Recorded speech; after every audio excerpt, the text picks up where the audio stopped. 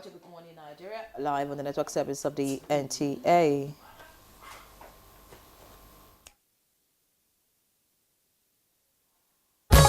In a monumental twist of jurisprudential fate, the gavel of the Supreme Court has struck with resounding authority, marking a pivotal chapter in the annals of Nigeria's democratic evolution. The Supreme Court has outlawed the current practice whereby funds standing to the credit of local governments in the country are being paid to state joint allocation accounts of states, as the court's ruling reverberates across the corridors of power. It signifies a fundamental shift in the governance of local governments, a decision poised to redefine the relationship between the state and local administration, and ultimately the very essence of grassroots democracy. Delivering the unanimous judgment on behalf of a 7-man panel of Supreme Court justices, Justice Emmanuel Agim overruled the preliminary objections raised by the 36 states against the case. The preliminary objection was challenging the jurisdiction of the court to entertain the matter. The Apex Court held that sending money to the state's joint allocation accounts to be disbursed by state governors to local government councils was an illegal practice, particularly since state governors had abused it. Emphasizing the principle of separation of powers, the Apex Court observed that it was the duty of the federal government to protect the existence and functioning of the 3 tiers of government. Therefore, the Supreme Court ordered that direct disbursement to local government areas was the right thing to do. The court therefore ordered the federal government to henceforth pay the local government funds belonging to them directly, restraining governors from appointing caretaker councils, also restraining the federal government from recognizing or disbursing funds to any local government not democratically elected. For the local governments, this newfound autonomy is synonymous to a breath of fresh air after years of suffocation under the weight of state oversight. It is a chance to reclaim the reins of local governance and forge a path that aligns more closely with the needs and aspirations of their communities. On this episode of Good Morning Nigeria, guests shall be looking at issues around the Supreme Court's judgment on financial autonomy for local governments. I like to borrow the word of my producer, and she says the granting of the financial autonomy to local government councils is creating what she says, the necessary buzz. And that is really how to define what is happening at the moment.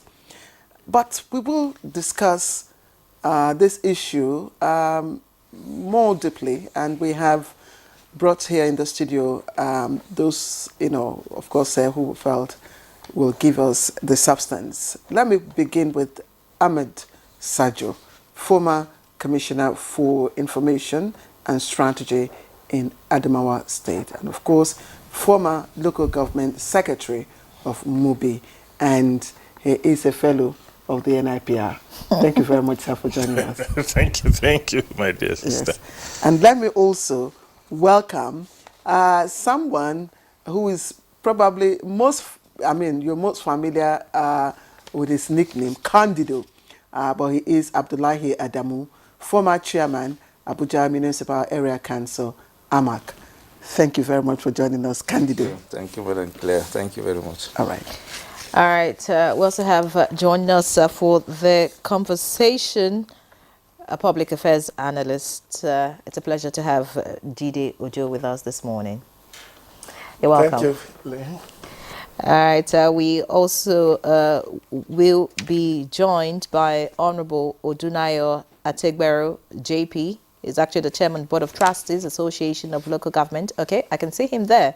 That's great. Honorable Odunayo Ategbero, JP, chairman, Board of Trustees, Association of Local Government in Nigeria, Algon.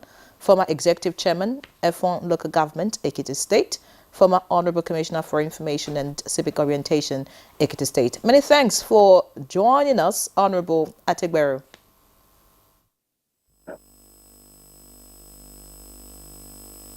Thank you for having me here.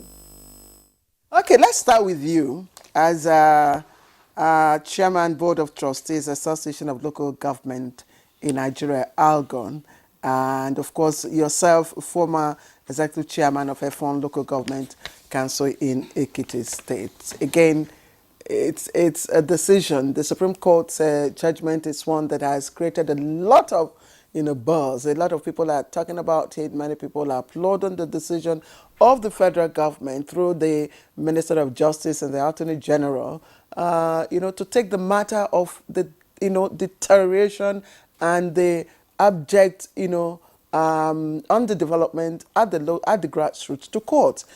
And what we're discussing this morning is the decision of the Supreme Court. Does this, how do you feel, as a former chairman of a council area and chairman of Board of Trustees?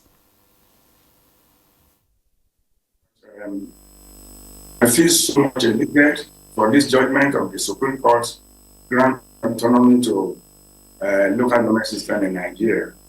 This is the surest way to social, economic, and political development in Nigeria. Because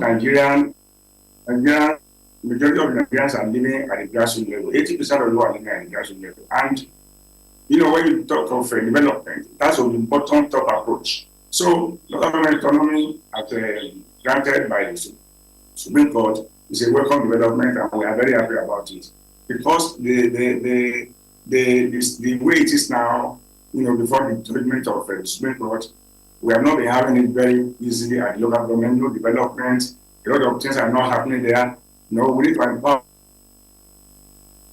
We tackle the problem of insecurity and all these things. So if now that we are granted local government autonomy, we can do a lot to assist our people, because governance is about people. And that is why we are happy, we are very much happy that this autonomy is granted now through the Supreme Court judgment. Thank you very much. Many thanks, Honorable Ategberu, for your opening comments there. Let's also get to another former chairman of local government. Okay, but this time, this is AMAC, okay, so maybe we shouldn't say local government, but of course, you understand what all of this is all about. And I want to find out from you, how did you receive the news of this judgment yesterday? And what is the implication, of this judgment on how the local governments will function going forward? Thank you very much, Nyere. I think particularly for some of us who have, grown from the local administration, having served as a councillor, council secretary, and then, of course, rounding up as a council chairman, this judgment could be likened to a wild jubilation across local councils. This is something that Nigerians have been expecting. They have been agitating for it. And of course, preceding government did not deem it fit to look at people's agitations. But now having come to pass, I think the judgment is something that must be seen as a welcome development, because it's going to impact positively more than the negative aspect of what we are seeing for now. So it's a welcome development that all of us at the local councils, welcome the idea with a lot of admiration, and then of course a lot of joy in us, because we are beginning to see that people who now see exactly what they want. Of course, when money is coming to you, it elicits a lot of joy. So we understand why local government, council, members should be happy. But Ahmed Sajo, you also, were former local government secretary of MUBI. You were former commissioner for information and strategy. But specifically, referring to your role as a local government secretary, beyond this is financial autonomy, because we're saying local government autonomy. This is financial autonomy specifically. I mean, beyond that, what does it really mean? Can you explain what that translates? I think I was a local government secretary in 1993. And in 1993, we had something that, resembles What has autonomy happened? of local governments. I do understand the issues, very clearly. At that time, I do remember very well that if governor wanted money from our local government, he had to make a request, because we had our money. But who disburses? once the money comes from the federation account and our internal, we had control over those funds at that time.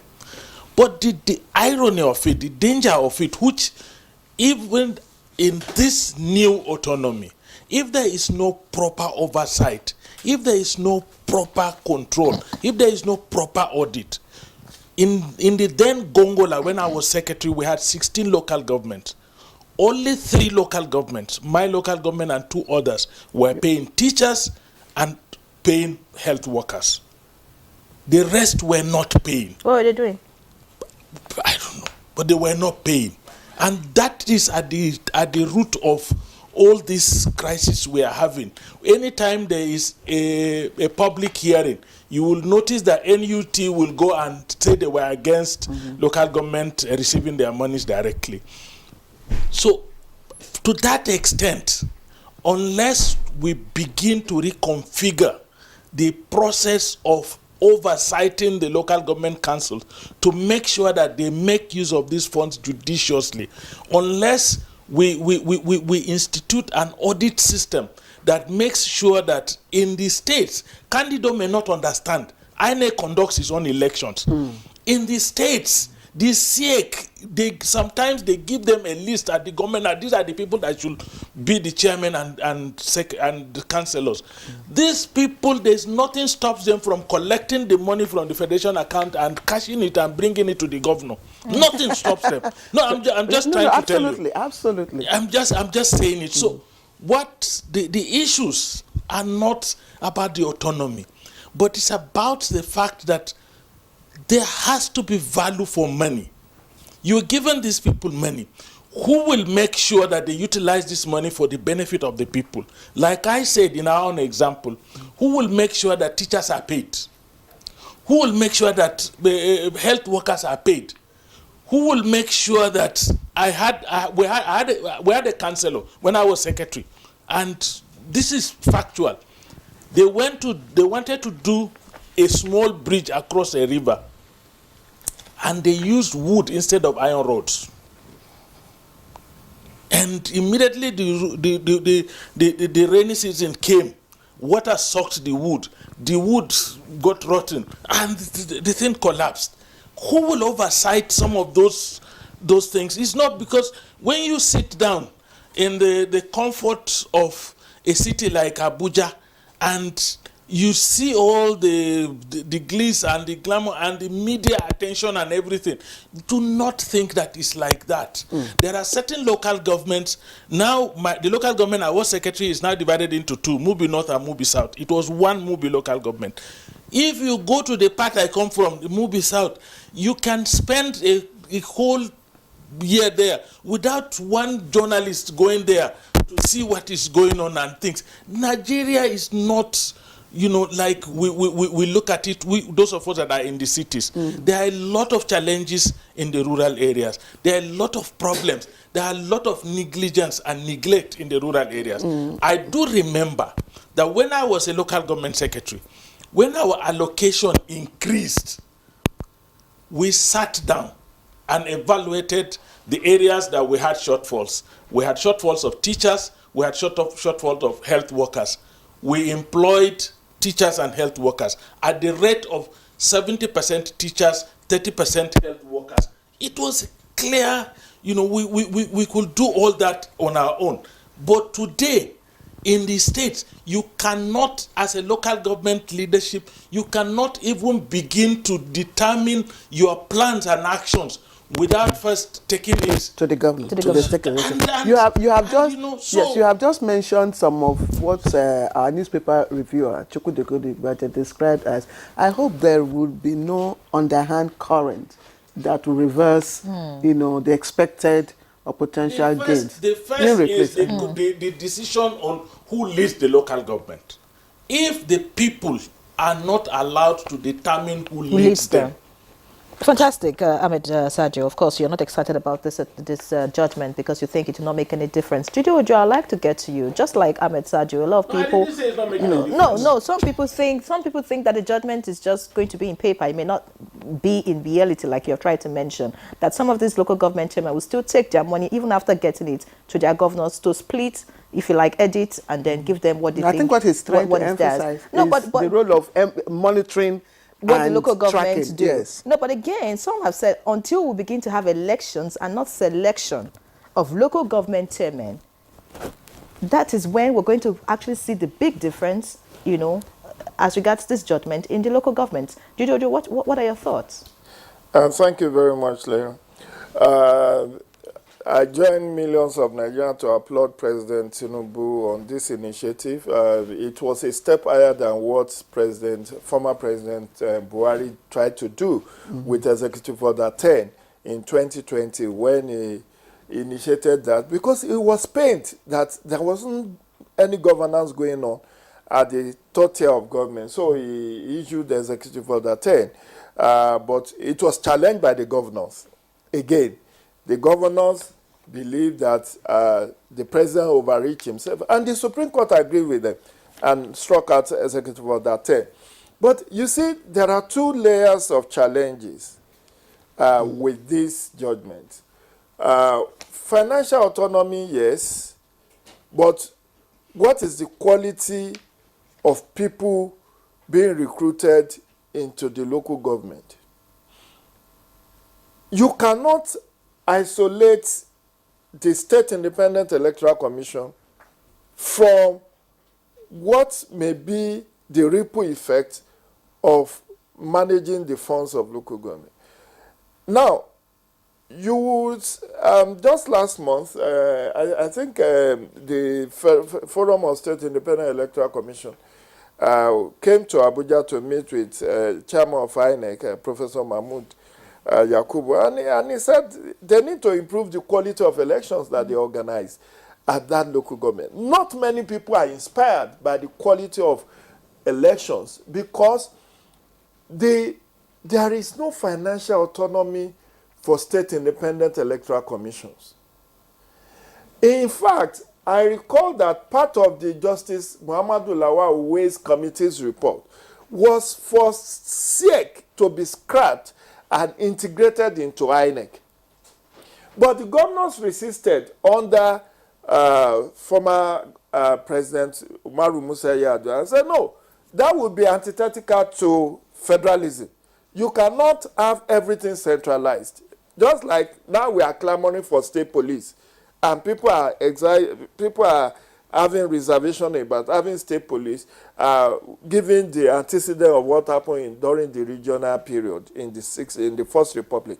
So, what is since the gentleman's agreement that was reached with former President Umaru Musa Yar'Adua was that the kind of reform that the president was having for INEC was going to be replicated at the 36 states.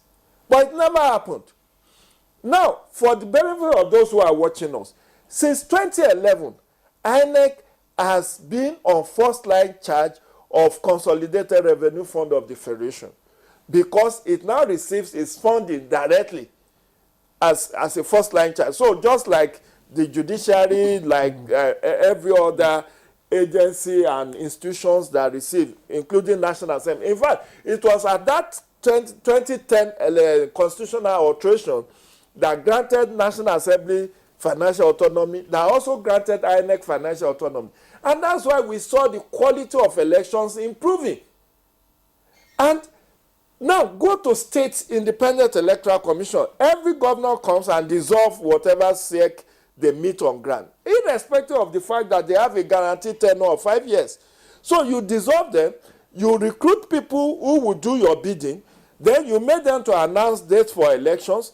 The election results are more or less not reflecting the will of the people because We have 19 political parties in Nigeria. Why is it that the parties at the state, the party that controls the state structure, wins every position in the state in an election conducted by a state independent electoral commission? So in earnest, what you're saying is, as a support to this judgment, CX should be scrapped. No. CX should be guaranteed financial autonomy. As well. No, yes. Because that's what has made INEC to perform. Did you know how much we spent on the last general elections? Okay. How many state governors are ready? I mean, I listened to Professor Charles Soludo yesterday. He said in the history of Anambra State, they've only had the election to local government twice. Twice. In 25 years. Okay. But let me land on this thought, Claire. The last point, and this is what this judgment of yesterday has also raised. Funding of LCDAs. How will it happen? The states have created, many states have created LCDAs. And what they simply do with JAC account as specified in section 162 sub 6 of the Constitution is that when they receive this money into the pool, they redistribute it. But LCDAs have not been constitutionally recognized. Yes, that's what I'm saying. They are not constitutionally recognized. But the Supreme Court did not say that states cannot create LCDA. They only said that for them to receive funding, there must be consequential alteration of the Constitution. And that has not happened for 37 LCDAs in Lagos since 2001. That was what led to the face-off between the president now, when he was governor, and former president Olusegun Obasanjo. I know you have a lot. I mean, and in fact, there's so much to discuss in the coming days or weeks about what is happening. But let us even look at the issues that have been thrown up so far, by critiques of this judgment. And in fact, some of them, as you would expect, were former state executives. And I'd like to take the first person that has, given his blow is former Governor Ibori, and he is also citing the same constitutional provision of section 162 subsection 3 of the 1999 Constitution as amended. He has cited that section empowering, the federal, indicating that any amount standing to the credit of the federation account shall be distributed among the federal, state governments and the local councils in each state on such terms and in such manner as may be prescribed by the National Assembly. Subsection 6 says each state shall maintain a special account to be called State Joint Local, that is, JAC, into which shall be paid all allocations to the local government councils of the state from the federation account and from the government of the state. And Ibori is saying that this, judgment will amount to a kind of interference by the federal government, thereby also affecting, implementation of the federal principal system. What are your views? Two things: interference from the federal government, and then it is against the principle of federalism. It's not against principle of federalism because federalism talks about... Claire, the federalism, democracy talks about separation of powers and checks and balances. And under rule of law, no tier of government should emasculate the other. The way the state government is given birth to by the Constitution is the way the local government was given birth to in Section 7 of the Constitution. They were all creation of the state. So in 25 years, what has been the story? I went to a primary school in Ibadan, IMG Mokola, which was run by Ibadan City Council. In those days, I don't think any local government or area council has been able to establish any new schools or any primary health care center that is funded solely by them. The challenge basically is this. See, like the National Assembly people went to meet the president yesterday. They said they would touch nuts and bolts and cross the T's and dot the I's. Definitely there will still be need for constitutional alteration to streamline the position with what the Supreme Court has said. Because technically speaking, Section 16, the import of the Supreme Court decision yesterday has nullified Section 162 sub 6. Subsection 6. It has not technically nullified it. So some people who may still go to court and say, well, Supreme Court, do you have the power to delete any part of the Constitution? So in order to... But sorry, Mike is a comment in his own reaction. He said rather than nullifying that section, that aspect of the Constitution, that indeed what the Supreme Court just did was to even, interpret it even superbly. The way it should be. It's So open to different interpretations. You need to know Yes. about what is going on. I had, at one time, as commissioner, represented my deputy governor at the joint accounts meeting. So I understand the deputy governor is usually the chairman of the joint account meeting. And I had represented the deputy governor at one time. There are issues that we need to also understand. For example, in my state and in many states, there are laws of the State House of Assembly that affect these funds. In my state, the one I know is that the House of Assembly in the state had passed a law that 5% of the statutory allocation from federation account to local government should be used to fund the state university. Okay, what's specified? Is specified in the law. 7.5% of the statutory allocations from the federation account due to the local government should be used to fund emirate councils. It's in the law. So when they sit down to discuss, a certain amount of the money goes to UBEC, for teachers. A certain amount goes to the Primary Healthcare Development Agency. These are specified by the laws of my state and many states like that.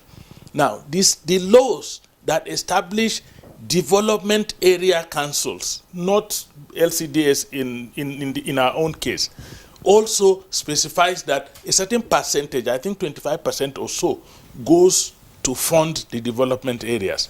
So these are legal provisions in the state. What happens to those legal provisions pursuant to this judgment? These are issues that need to be addressed. But let me join my brother in saying one thing very, very, very, very fundamental in all of these discussions, that the current president, President Bola Ahmed Tinubu, had been interested in making local governments, whether LCDS or the existing local government, functional from day one. As a governor in Lagos State, he pursued that process to make sure that they get their funds and they intervene in the lives of their people. Now, as president, he has extended it to the entire country, and using the instrument of the law for his Attorney General to go to the Supreme Court to do this indicates that he's actually a true Democrat that believes in the rule of law.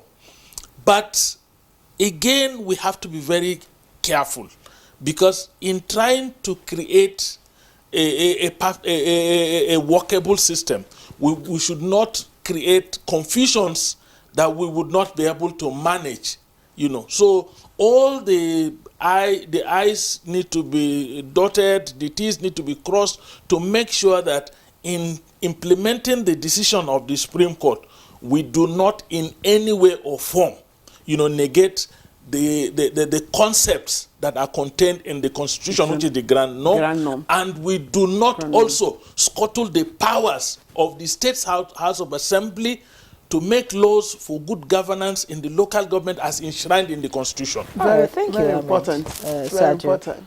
Let's get to Abdullahi Adamu Candido now to give us his candid opinion of the different comments. Yes, because it's Candido. Well, I think with the judgment, I want to share the views of the former commissioner and, of course, the secretary to a council. You see, the Supreme Court has done its own part as far as we are concerned. The president, who is so passionate about council administration and grassroots development, has been able to, use his office very well and got for Nigerians what they have been yearning for. Now, having gotten the judgment from the Supreme Court, what is expected now should be that the National Assembly, okay, that has all the enabling powers to do some adjustment here and there as far as the judgment is concerned. If there are areas, gray areas, that needed certain input from the National Assembly and, with concurrent support from the state assemblies, what is expected of them in the best interest of the nation and the people is to put their heads together and then look at what are those areas that needed to be crossed, okay, and then, sorted out so that the Nigerian people can be happier for what the judgment has given us, okay? Now, having said this, we want to have local councils that are legitimate. With the judgment, you need to also have a local government that is legitimate. Legitimate here means if the people are not properly elected, like you're just saying now, the governor still have a right. If I just implanted my PA to be a council boss somewhere, he know that he's not elected properly, he will still be afraid. So the area of maybe he got his money direct from the federation account, there are folks that will still tell him, please at night, bring so amount. And it will have to be given. So councils must be legitimately elected. Now, in the case of FCT, where I come from our experience, we don't have this kind of scenario where local councils are elected and then they have to now lie under the cover of what you call a joint account. We don't have it here. From 1999 till date, all councils administrations have everything going for them. Our money comes direct from the federation account. Of course, for the purpose of bureaucracy, we could only be invited for Jack, what they call Jack, and then we just go and sit down and then, okay, allocated for this other council so amount.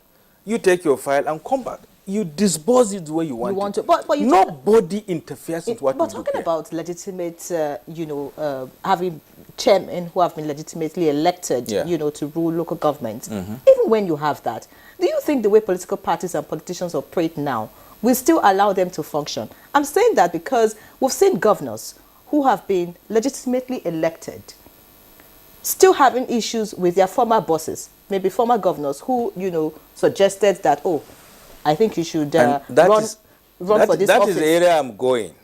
So even with the legitimacy and the way politicians operate, do you still think that the people would actually get dividends of things? Now this is the area. This is what I'm trying to say. You have a legitimate council with a personality that knows what is going on. He knows his onions. He refused to bow to pressure of what you call a governor who is elected the same way I'm elected. I got elected as council chairman, right? And sometimes you need to have activists, people who are strong in heart to be elected. Don't you pay homage to your godfather? No, I don't even have any godfather. I detest it. I don't like it. I have never gotten it. And so I was freely able to discharge my duty. Go to the area council today. History will tell you that Candido performed what he was able to do with no hindrance from anybody. No godfather. And so I do not have any reason to say I have to take my jack file to my godfather to see the amount of money given to Amak.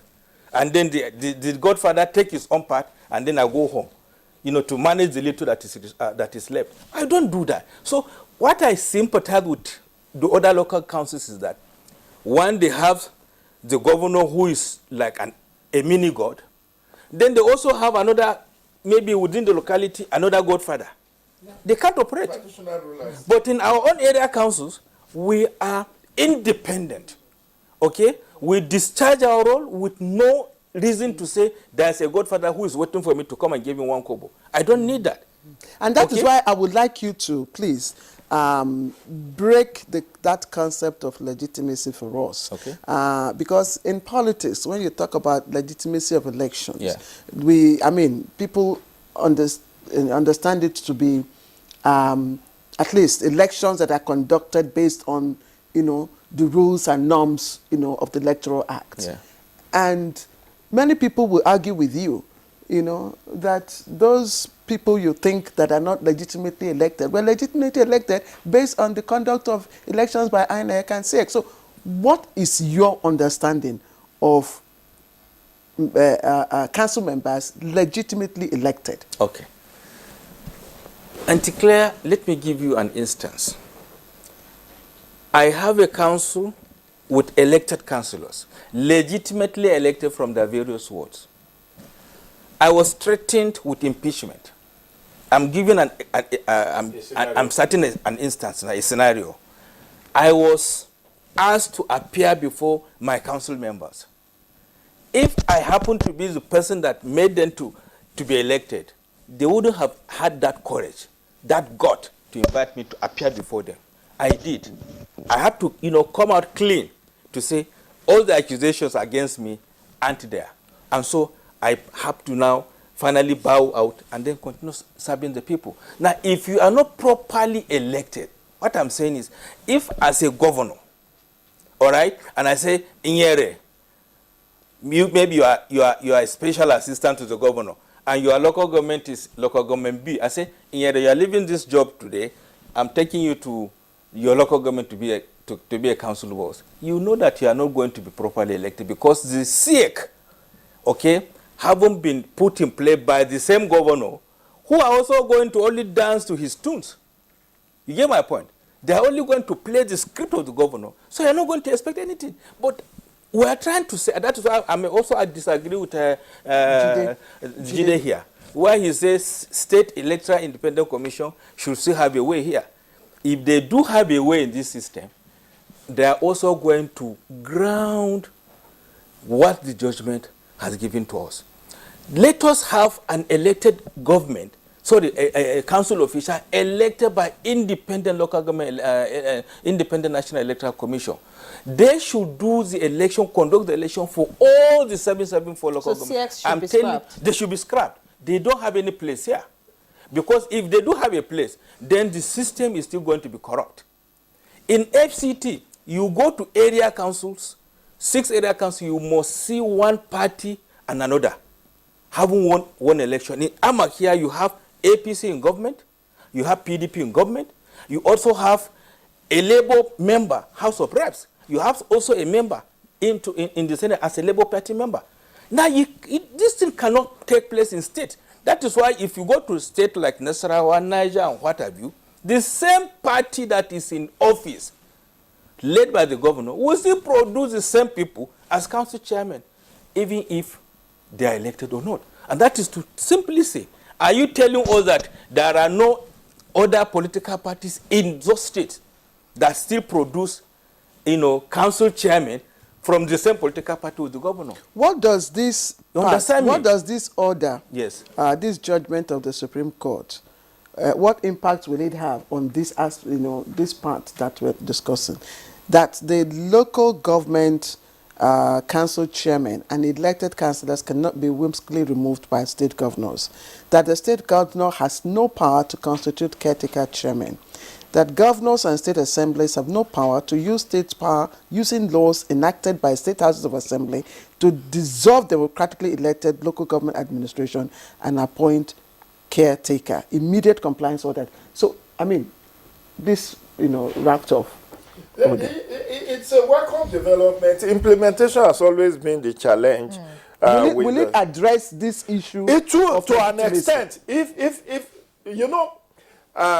is it my other brother here that talked about oversighting? At Abuja level, civil society, media, you have a lot of oversight. They are oversighting National Assembly, who is oversighting the MDs. Yes. But at that grassroots level, nobody is there. Even how many people are oversighting what's going on in Gwagwalada here, or in Abaji, or in Kwali? So the focus has always been on the center, lesser at the state, non-existent at the grassroots. If we all have this information and run with it, and have state allocation published, like Mrs. Okonjo-Iweala was doing, let us know how much each of the local government gets as allocation every month. Now, if you like, go and give your governor the money you got from the federation account. When you give in, it is you, the people who hold to account, not your godfather.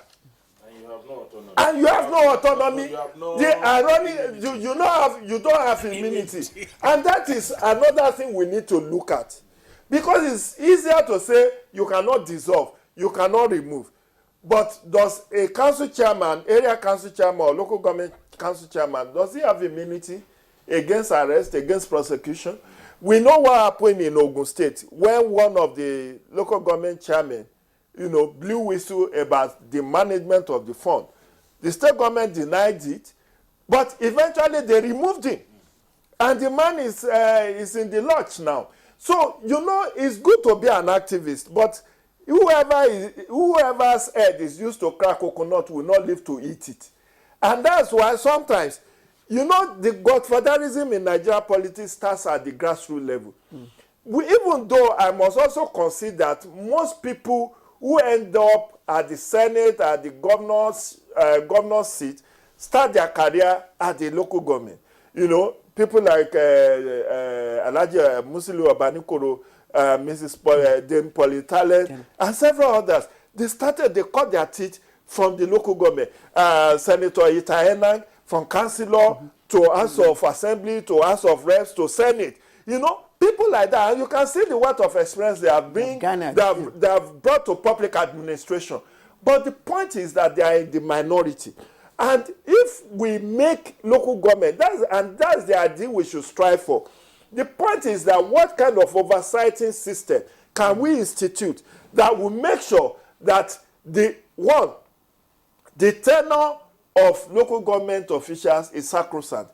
They cannot be, routinely removed, suspended, because the irony of it is that when you look at the state houses of assembly, they are very pliant and do the biddings of the governor, and they have power to suspend the local government. Where should the oversight come from now? Because who should? Let me let you know that the tenures of local governments are also not very explicit in the constitution, like the president, the governor, the legislators. Some have 3 years, some have 4 years. So it's the state house of assembly that determines their tenure.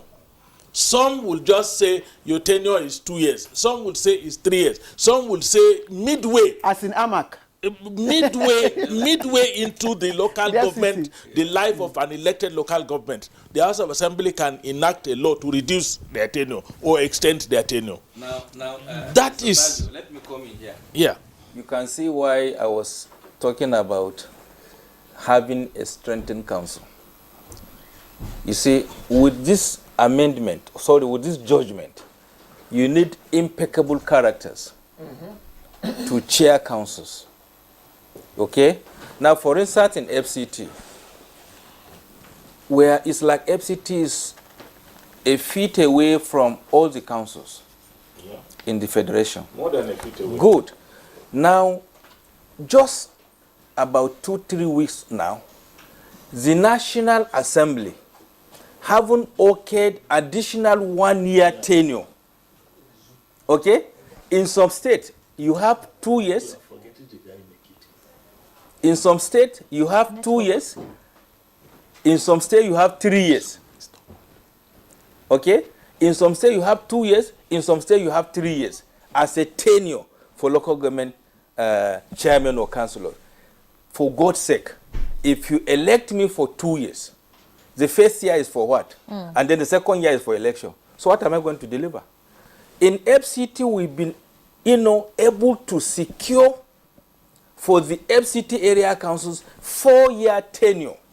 Just like Lagos. Yes, 4-year tenure. While we were in, as outgoing chairman, we had to go up and down, okay, lobbying the National Assembly to secure additional 1 year for chairman. We are not beneficiaries of the 4-year tenure, but successive administration will now, starting from this council chairman, they are going to operate a 4-year tenure. That shows you that local councils now will have a way of determining how to support and provide dividends of democracy for the people. Fantastic. Thank you so much, Abdullahi Adamu Candido. Let's get to our guest who joins us via Zoom now, Honorable Dunayo Atekberu, JP. I'm sure you've been following the conversation and you've heard the comments by our guests right here in the studio. I'd like to get your reaction to this because, I mean, so many comments here and there. Some are saying, well, this will not improve, administration at the local government level, local government chairmen wanting to pay homage to their bosses, governors or traditional rulers like Jide Ojo said and all of that.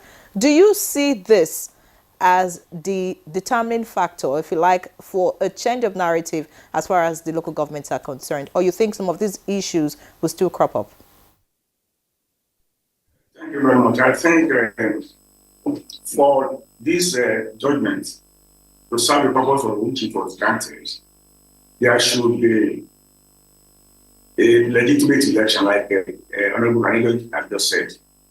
If we allow the state to continue to conduct elections for local government, it will be like no election.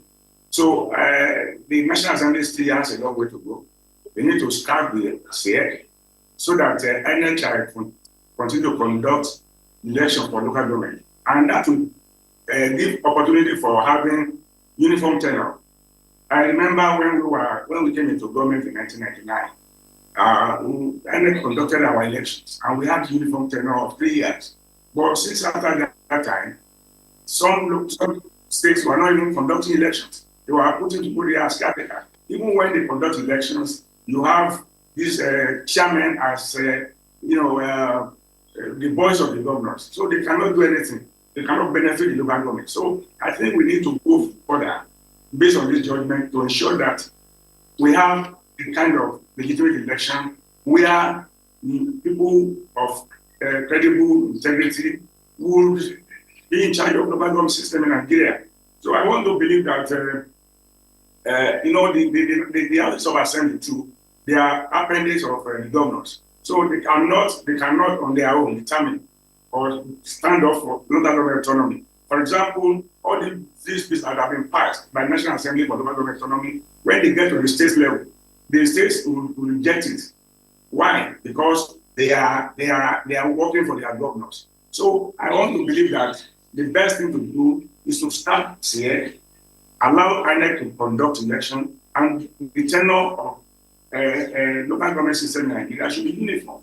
So for people to be able to perform, you see, we have credible people at the local government level. We have people that are capable of managing their local government. But it's allowed to stand elections. You don't just put your people there. Because if you put your people there, you do your best, people that are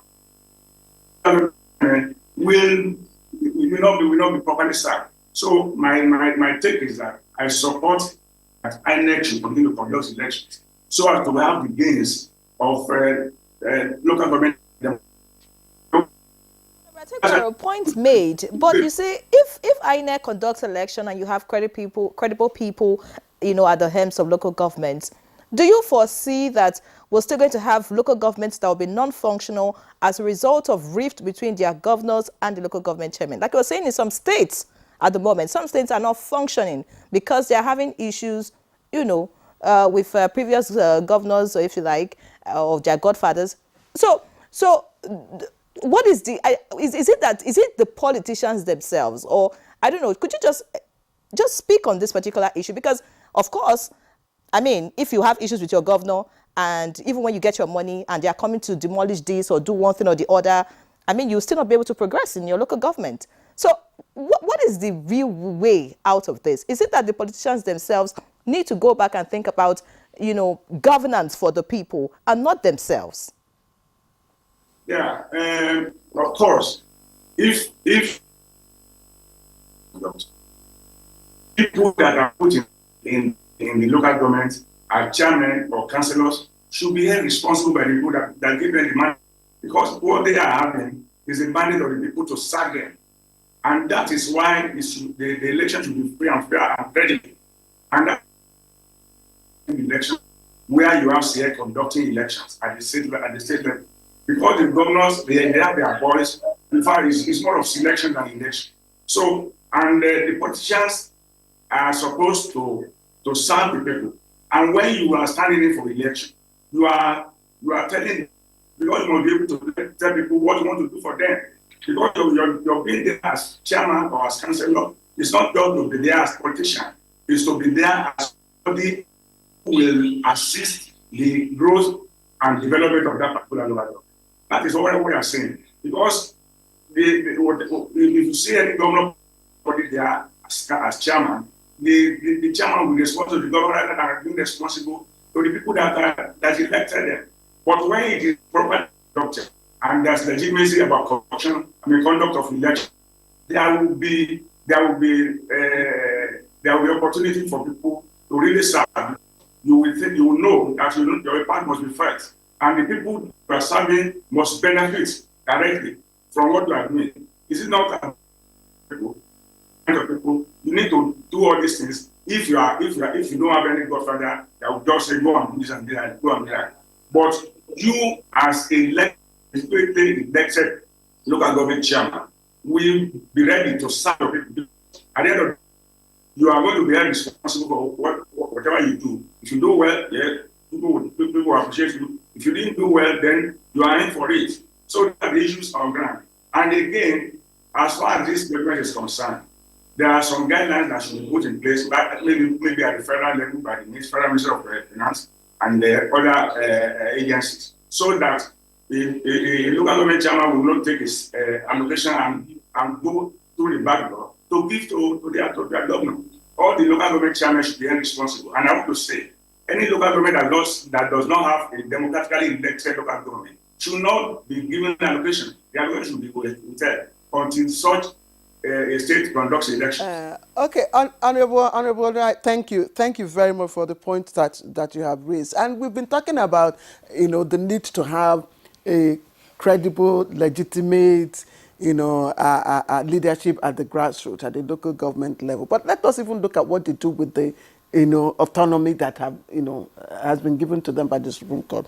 Now, if you look at the formula of disbursement, the federal government is taking the large chunk of the money, and this local government, where you have the indices that point to underdevelopment, deprivation, and hunger, in terms of health, education, infrastructure, the local government, has the poorest of indices, indices of underdevelopment. That is where we need, people have said so, more of the allocations, a greater percentage of the allocation. But do you know, Claire, that there is even supposed to be co-funding by the state government?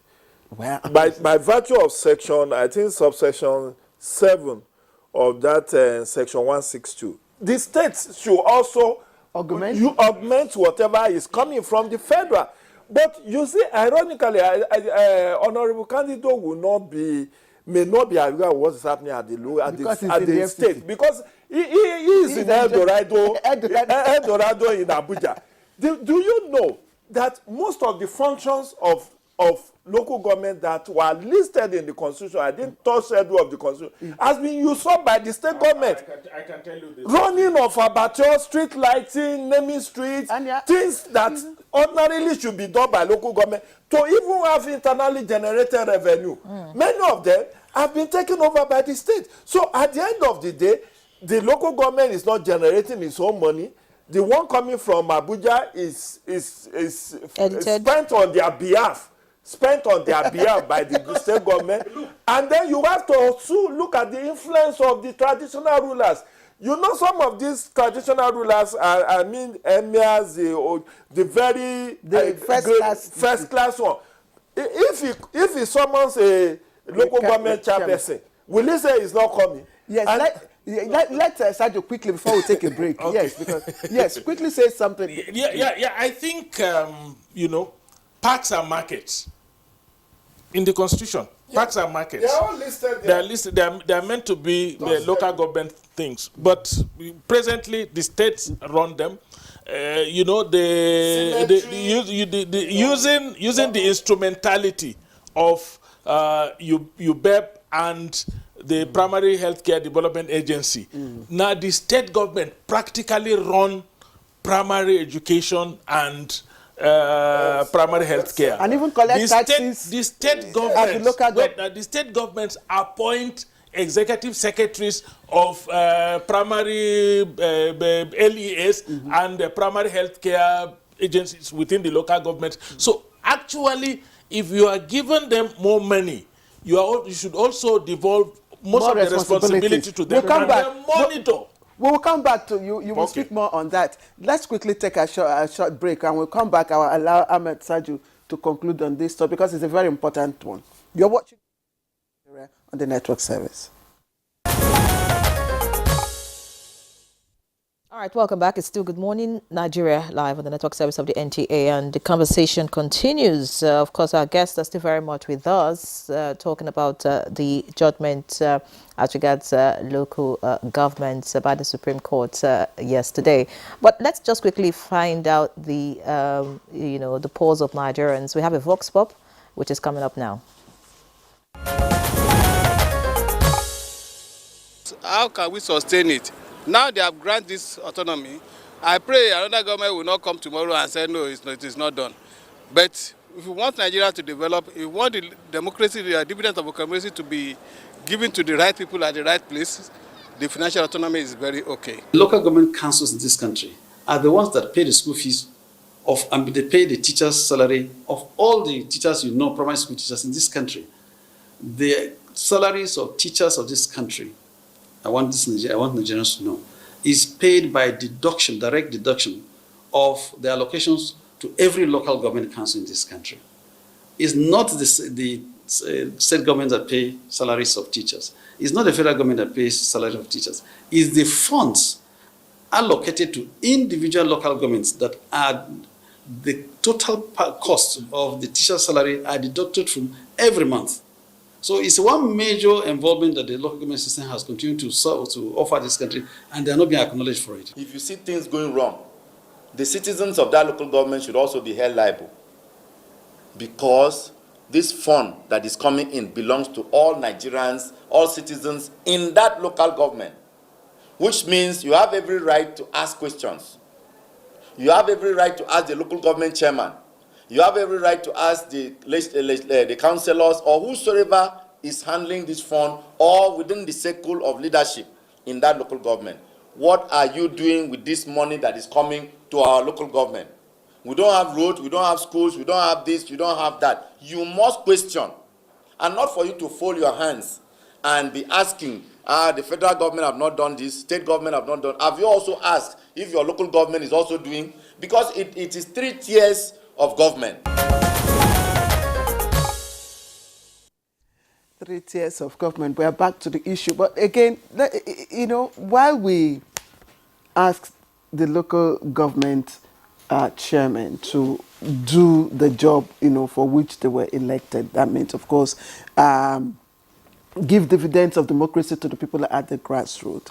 We also know that to do that, they have to also be, like you said, there has to be a structure that will measure their efficiency, measure, their integrity and transparency as well.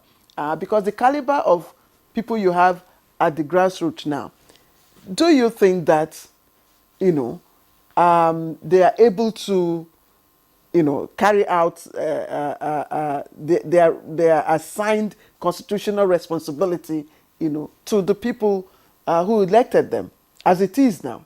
Yeah, I think that's where I was coming to. First and foremost, who empanels the structures that drive service delivery in the local government? The executive secretaries of local education authorities are appointed by the state. The executive secretaries of primary health care development agencies are appointed by the state for the local governments. The audit department, the local government audit department, is controlled by the state structure. So this, and there are others, and like I said, the state government double into controlling parks, markets, abattoirs, all manner of things that are in the constitution, constitutionally meant to be run by the local government. Now, what are we going to do about those ones? Even in my state, even local government secretaries after the election, when the chairman is sworn in, his local government secretary is appointed by the governor. And the local government secretary is actually the coordinator of the activities of this. Directors in the local government who are actually the OCV, officer controlling vote.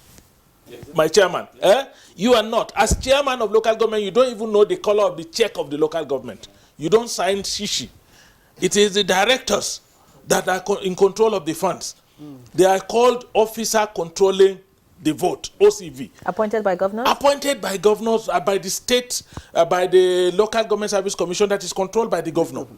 So he can juggle people within the local governments the way he wants them to be. Okay, please, let's so all of these things, yes, may be impediments to full autonomy, because of course, we have reports. Effective autonomy. We have effective. Yes. We have reports, for example, that when monies are allocated to local governments, they are moved to the private accounts of the treasurer, and then from the treasurer they are moved to the local government ministry for onward transmission to whoever, But my worry, my concern is that in granting them this effective autonomy, if you so want, we should not go back to the era when teachers are not paid and primary healthcare workers are not paid. That's why I want Jide, what is the role of Revenue Mobilization and Allocation Commission in all of this? They determine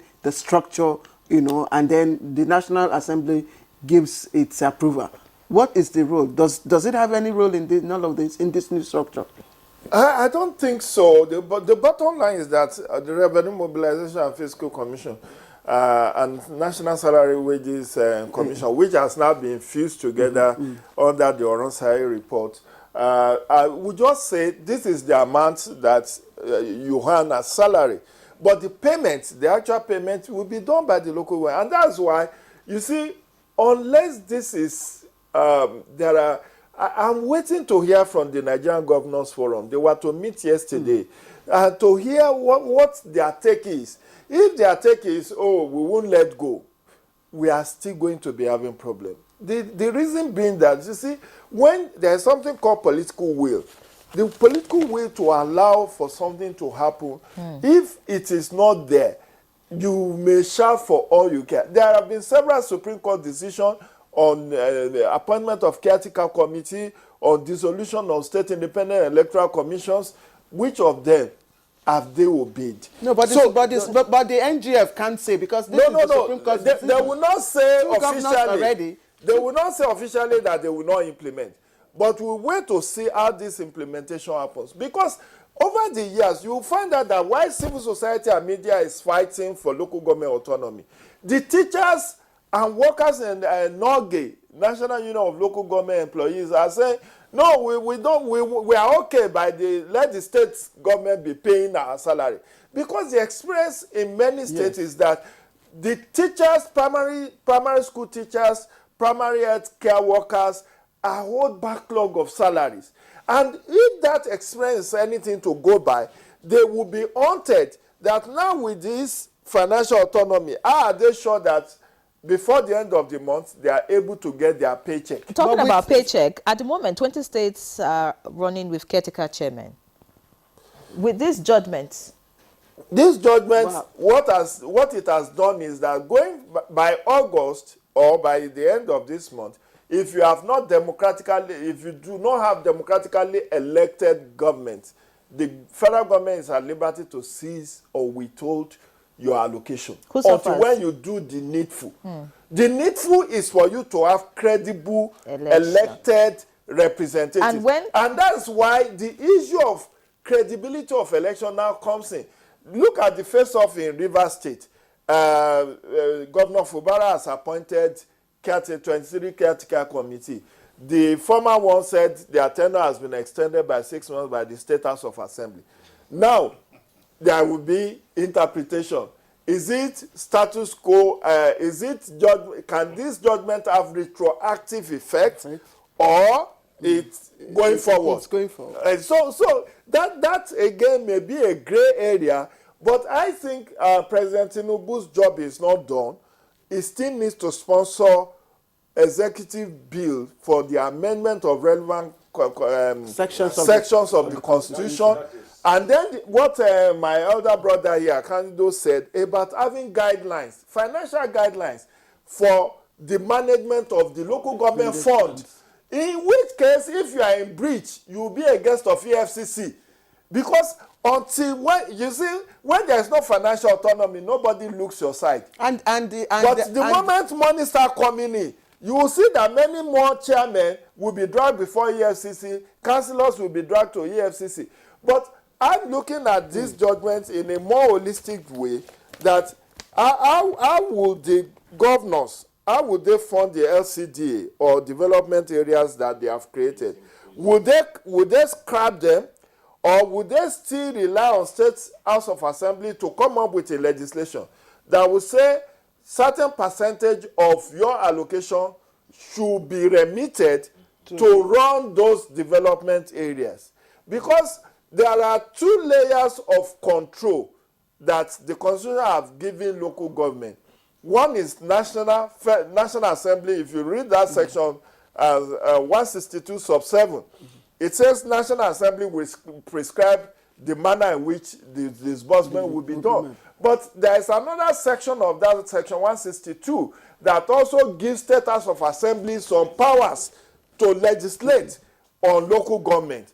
And they oversight local government. They are the ones that are empowered to suspend a chairman of a local government. So, you know, all of this, we need to have a streamlined and overhauled system that will now be efficient. It may take a bit of a time, but the needful has to be done, and proper oversight has to be done, particularly by the State House of Assembly. Just that many people don't have confidence in the State House of Assembly to do proper oversighting beyond what they are told by the governor to do. Because once you run foul of, once you have problem with your state governor, the next thing is that you are suspended by the State House of Assembly. And then by the time you go to court, the money you don't have, you start spending it. Court processes are never quick. You may be, you have 3-year tenure. So if you go to court in your second year, by the time the court gives you judgment in favor, your tenure has lapsed. And that's why some people want to obey. Thank you. Thank you. It's quite an interesting conversation and insights too. Just as we begin to wind down, there's a question I really would love to look at, and it's about the current disposition, financial, the allocation, federation allocation for the month of July, which has been received to the tune of 293.82 billion from the federal government on behalf of all the local governments. So what happens now? Nothing. The thing is that if it has already been received, it has been received. You cannot retrieve it. Definitely, you cannot retrieve it. And they are already disbursed. Has it been disbursed? But the worry will be... Has it been disbursed? No, it cannot be. It cannot. Let's be realistic and honest. Yeah. It cannot be retrieved. But the worry now will be for states that are not quick to conduct elections, local government elections, that are running on caretaker. Like you said, if their monies are... if the local government funds are withheld, what happens to the workers that need to be paid? What happens to those who would benefit from such funds in the local government level? But don't forget that President Bola Ahmed Tinubu had managed situations like this in the past, and he understands exactly what it is.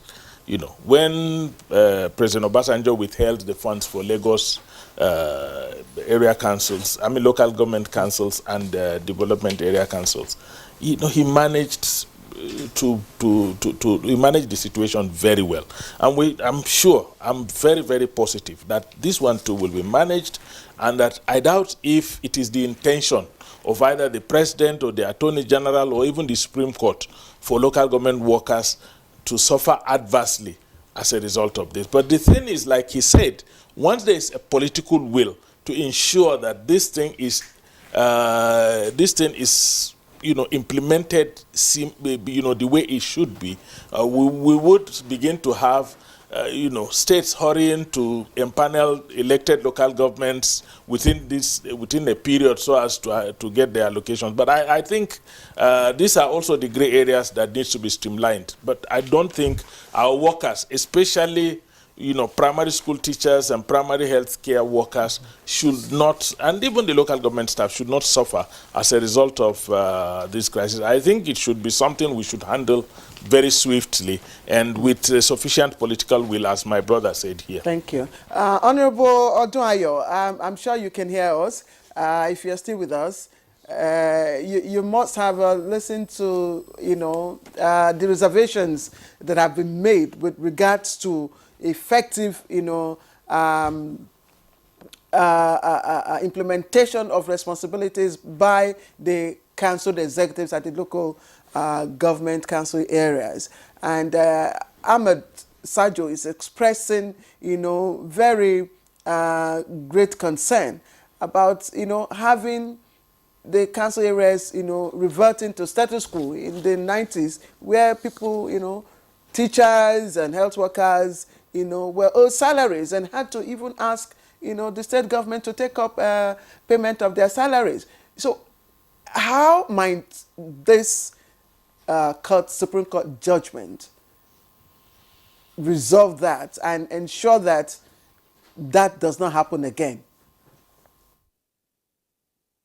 The concern is well noted that in the past, some of these local government chairmen, they refused to pay the primary school teachers, But I think with this new judgment, what I think we should do is to have a particular body that will continue to monitor the way the allocation given to the local governments are, so that you don't default by not paying, those people that are supposed to be paid from the allocation, even as first-line charge, because the teachers' salaries are supposed to be first-line charge. The health workers, the salary are supposed to be first-line charge. All these are supposed to be put in a place where the local government chairman should be conscious of the fact that he must not default.